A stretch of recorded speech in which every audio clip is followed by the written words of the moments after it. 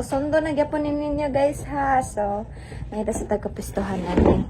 So, that is ang step 1 na atong buhaton, dapat buhaton. So, mangita mo ka ng lingkuranan. Pwede ra ka ng lingkuranan na hingani or hingani basta naamoy katukuran sa iyong kamot. So, need mo mo to for dire. So, ano lang mo? Na. So, mukhaon ka po mo 1 up to 10. So, dapat makabuhat mo ni 30 ka. Yan. So, para na po siya sa legs, guys.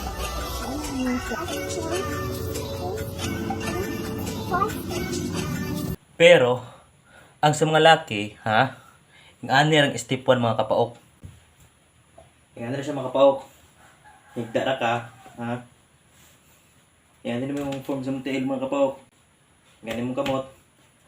Yap ka.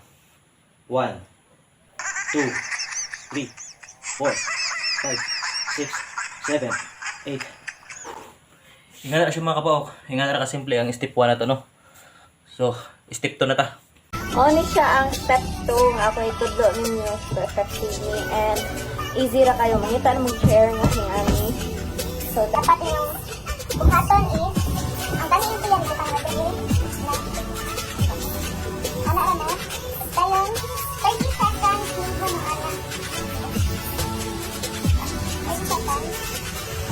Parang yung dili sa layo guys. Napa na sa layo.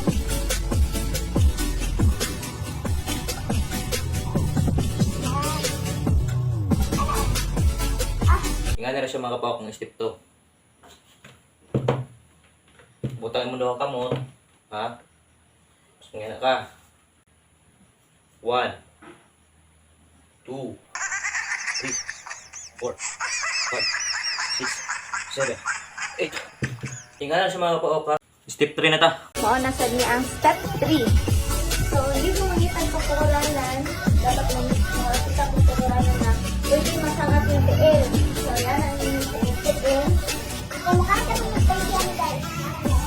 1, 2, 3, 4, 5, 6, 7, 8, 9, 10, 11, 12, 13, 14, 15, 16, 17, 18, 19, 20, 21, 22, 23, 24, 25, 26, 27, 28.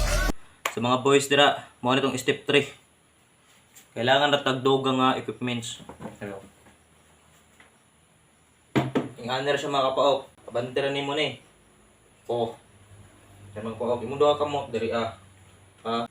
1, 2, 3, 4, 5, 6, 7, 8. So, man din guys.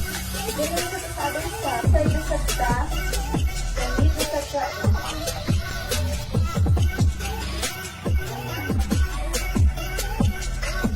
Kini na po ito, abante.